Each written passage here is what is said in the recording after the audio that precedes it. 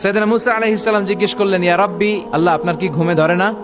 আল্লাহ বললেন, কোনো কথা বলা যাবে না, দুইটা গ্লাসের ভেতরে পানি নাও, পানি ভর্তি গ্লাস নিয়ে তুর পাহাড়ের উপরে দাঁড়াও। সাইয়েদনা মুসা আলাইহিস সালাম দাঁড়ালেন। আল্লাহরে আবার জিজ্ঞেস করলেন, আল্লাহ আমি জিজ্ঞেস করলাম কি আর আপনি করতে বললেন কি? আল্লাহ বললেন, কথা বলো না, যা বলেছি তাই করো। তো মুসা আলাইহিস সালাম কিছু বলতে পারে না, পানি নিয়ে দাঁড়িয়ে রইলেন।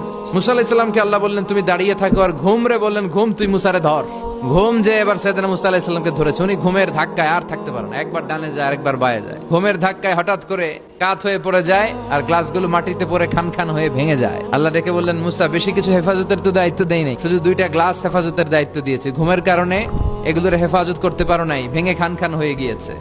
আমি যদি তোমাদের মতো ঘুমিয়ে যেতাম তাহলে পৃথিবীর সাথে সূর্য লেগে, সূর্যের সাথে চন্দ্র লেগে গোটা মহাবিশ্বটা এভাবে গ্লাসের টুকরার মতো খান খান হয়ে যেত রে মুসা।